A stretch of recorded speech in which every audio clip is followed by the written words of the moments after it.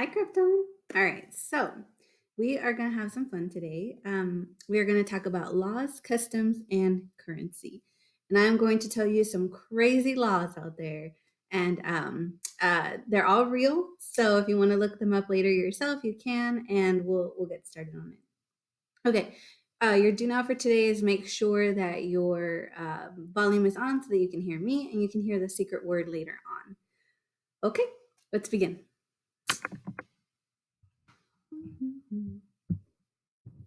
Okay. In the next part of connections, what we're going to do is tell a story. And our story is going to have a who, what, when, where, and a how. Right? So keep that in mind as we're going through the next parts. We're going to answer these questions. And you're going to do three things this time. You're going to do your culture's laws, you're going to give your culture's customs, and then their currency. Okay. So the first one is the laws. You can see the picture there. And so for the laws, they're going to answer a couple questions. They're going to answer the who and the what. You're going to answer who makes the rules in your culture and who become leaders. I want you to think about what are the rules? What what are they? So the reason why I have this picture up here is because in Kingsman, Arizona, there is a law that says that donkeys cannot sleep in bathtubs. That's right. Donkeys are not allowed. It is against the law. It is illegal for a donkey to sleep in a bathtub. Now, they can be in the bathtub.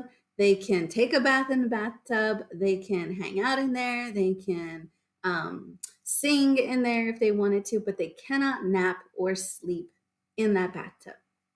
And the reason for this is because in 1924, this case came to be because there was a dam in Kingsman and it broke. And so what it did is it flooded the town. And when it flooded the town, there was this donkey who liked to sleep in an old bathtub outside of his owner's house. And he got whisked away with this water that flooded the town. And so he was just kind of floating on this bathtub for over a mile away. And the water just kept on going, and the farmer was trying to reach after him. And a lot of his neighbors saw and were trying to help.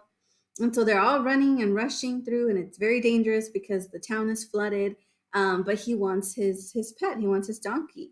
And so it all reaches this basin at the end of the city, and so all the water is being deposited there, and it's kind of making like its own little lake. And so they're somehow able to maneuver this bathtub and the donkey and get them both to safety. And so because it took so much manpower and just so much um, uh, just like a lot of people helping, and even it was kind of expensive because of what of what it needed, then these people decided, okay, we're going to make a law that donkeys are not allowed to sleep. And so they put their petition, and then it was real. So it's still in effect today since 1924. So, so who made the rules? The people of Kingsmen.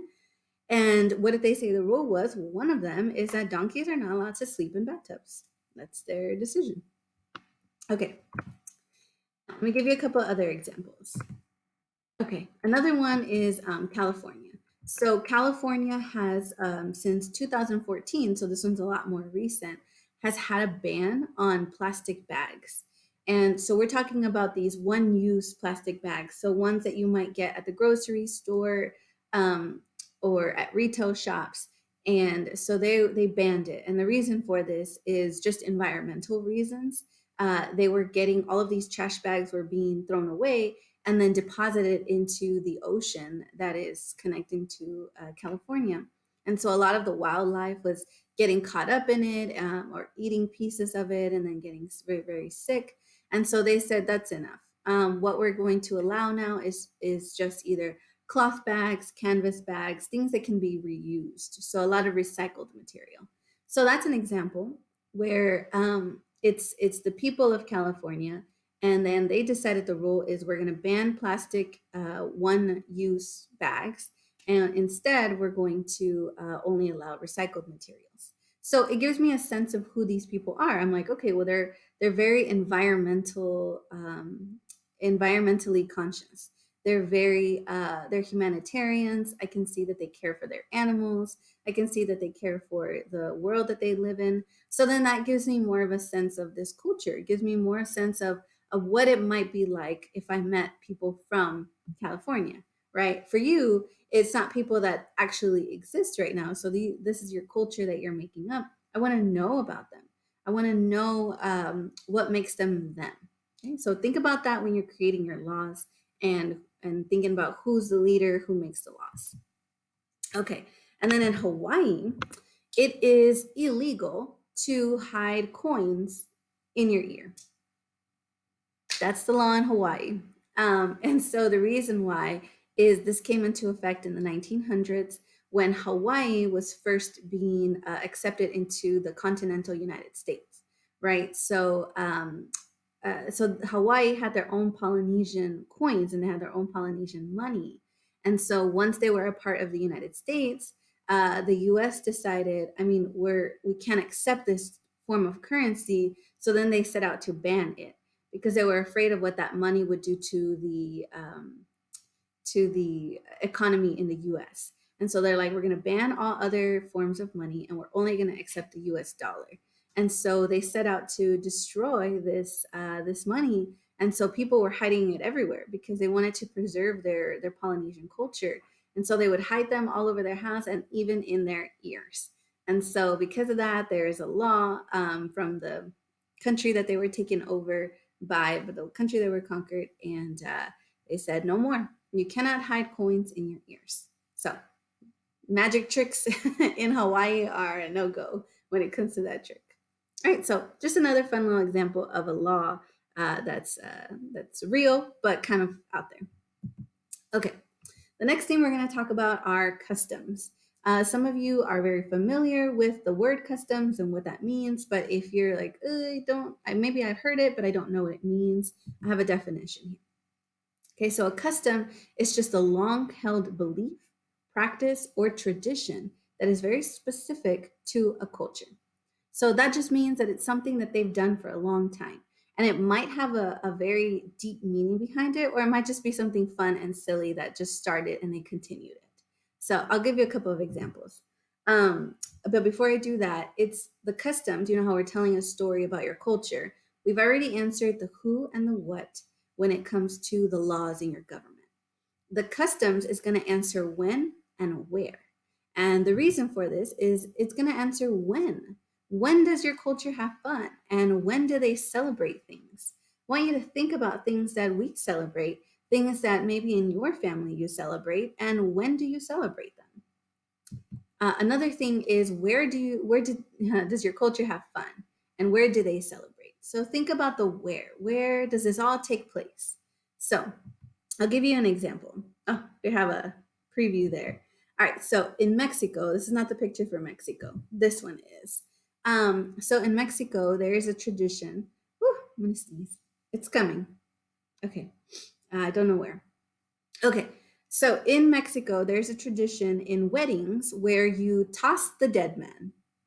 Yeah, my husband got to do this at one of the weddings that we attended for one of my family members. And what they do is they get the groom and all of the groomsmen, all his family and friends, they kind of swarm him just at the reception. So after they're married and once people are eating and celebrating, and they grab him and then they just throw him in the air and they throw him and then catch him and throw him and catch him. And they're trying to get him just very, very high. And it's a lot of fun, sometimes very scary, very dangerous.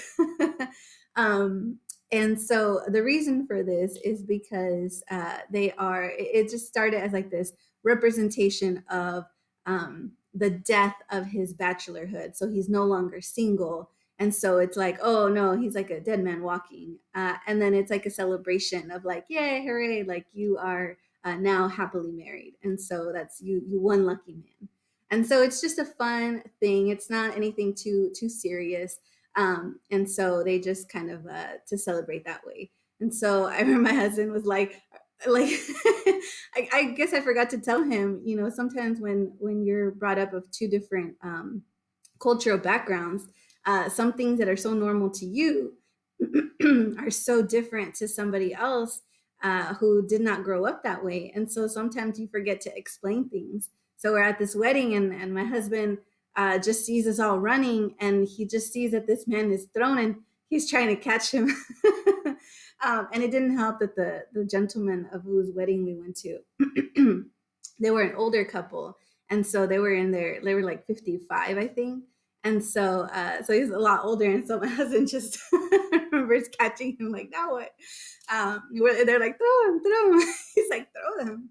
So these are just kind of fun things that I want you to think about when you're thinking about what kind of customs your culture has. And I have another one. So in Austria, if you see two men or just two people pulling each other's fingers, this actually started as kind of a way to settle disputes. So it takes kind of like a thumb war, kind of a way, but it's a lot stronger. It takes a lot more effort. And so what it is there would be two men this is how the story goes in Austria, is that there were two men and they were having a disagreement, and they said, no, you're wrong. And they said, no, you're wrong. No, you're wrong. And so they settled the dispute by seeing kind of like a tug of war. And so they would pull each other's fingers just to see if they could knock the other person more toward their side, kind of like in an argument where you want the other person to be on your side instead of their side.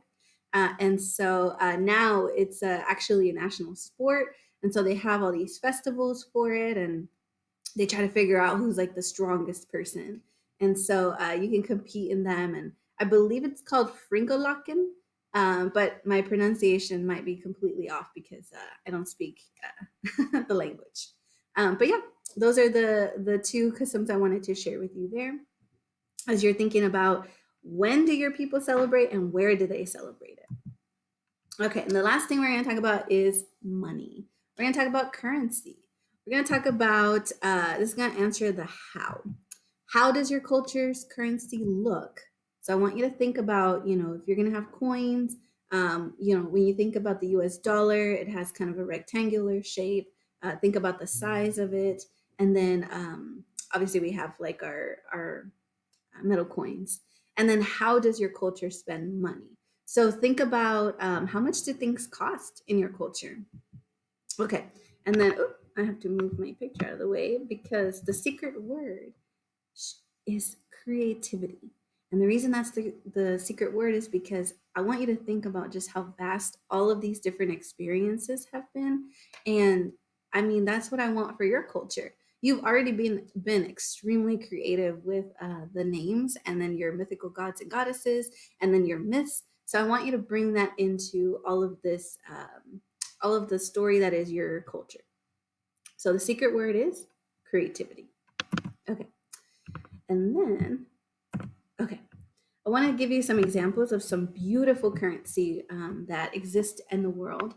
And so this is the South African currency. And so they're called the Rand. So instead of like dollar, they're called Rand, R-A-N-D. And they have the big five. And so what this is it's just the beasts that live and the majestic creatures that live in South Africa. And so each of their coins, like the 20 Rand, has the elephant, or it has the water buffalo, the rhino, the leopard, and then the one I didn't find was the lion, but those are the big five. And so you have your 10, your 20, your 100, your 200. And then they also have their coins also represent other animals and just indigenous creatures that live in South Africa. And so you have you have the black corn deer, you have something called the koku, you have just different birds and animals that live there. And so I wanted to show this to you so you can kind of get some ideas. But it's not the only kind, so it kind of looks like the US dollar where we have kind of a rectangle and then some coins. Like Cook Island dollar, their coins are completely different. So the Cook Islands are actually 15 islands that are all just kind of cooperate together as Cook Island. And so each one of the islands has their own currency. And so because there's only so many shapes and there's only so many things that they could use, they change the shape of their coin. And so these are different shapes of coins. So you can see that I don't even know if this is I haven't counted the sides, but maybe you can count the sides. So you see, we have sort of a rounded triangle. We have, I mean, I'm sure it's more than an octagon shape. Um, and then you have their dollar, and so they actually do their money in threes, right? And so the first bill is the $3 bill, and then they'd have the $6 bill, and then the $9 bill. And like I said, so each money is based off of one of their islands, and so island is Aitutaki. And so you can see, I mean, you can see so much of their culture based on their currency. So you can see their tribal wear right there. You can see the people, the conch shells. It has a tiny version of their map where they fit, like, of the size and shape of their island. You have you have their national bird. You have just an ode to their past of being of just what their economy is, and then obviously you have the fish because they're out at sea. And so it's just really beautiful, and then you get to see so much of their culture in their currency. You can see up here some of the gods that they believe in. You can see things that they make, like pottery, so one of their main exports. And then you can see the conch shell, which I'm sure is just standard when it comes to an island. So I'm going to show you that currency. And so now it's your turn. This is what your connections worksheet looks like. So this is what you'll be turning in. This you're going to have 6 questions, and then obviously the 7th question is, what is the secret word? And so what you're going to do is answer the questions. If by chance, just because we've been running into this problem a little bit more, if you cannot type in the boxes, just let me know, first of all. You can always type anywhere else around it. So if you need to type right next to the question, type right next to the question. That's fine. As long as I can tell that that's your answer. And if you're answering in complete sentences, that makes it even easier. But if you are able to use the boxes, they're just there to kind of keep you organized. Instead of just throwing 6 different questions, I wanted to kind of break them up into pieces for you. And so the first question is, who holds the power and makes the decisions in your government? Think about that who and what. Who becomes leaders? Tell me about that. Name 3 laws that are followed in your culture. Now, they could be as outlandish as the ones that we kind of talked about, or they could be more serious. Whatever is important to your culture. Obviously, 3 laws is not going to be enough. So maybe just pick 3 that are important to you and to your culture. Okay, so number 3 is kind of talking about the customs part. And so this is going to be, what holidays does your culture celebrate? And so you're going to give the holiday a name, and then how is it celebrated? So, here in San Antonio, we have Fiesta, the Battle of the Flowers, and then we celebrate it with parades and food. And so we kind of give more details as to what does that look like. And then excuse me, number 5 is talking about currency. What currency does your culture use? Don't use something that exists like dollars or rupees. It has to be something that you come up with. So if you are, I don't know, if your island maybe is talking about earthquakes, you're that's something that's really priceless to them, then maybe there's a type of rock that you would like to use, and that could be the name of your currency.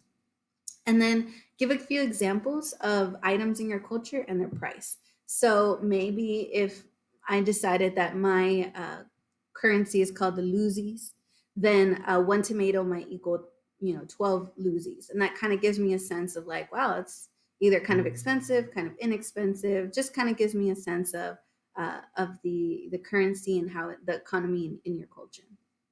Okay, that's all you have to fill out, and then you just turn that in. And I'm really excited to kind of read about them. I've just loved kind of looking through. I know I'm going to start grading all of your flags and your maps, so I can't wait to see those. I know that they are quality work, and so I'm really excited. All right, Krypton, I hope you had some fun kind of learning about some things that maybe you didn't know about, maybe some things that you were familiar with, and but they totally shocked me. So make sure to go and tell somebody. I know I'm going to tell my husband all about some of these things that I learned. I know I told him about the donkey one, because he actually had heard that that's a law in Georgia and in New York. So we're gonna go and figure out why did a similar thing happen. But all right, Krypton, we'll talk to y'all later. I had a lot of fun. I miss you all deeply, and I look forward to hearing from you soon. Bye.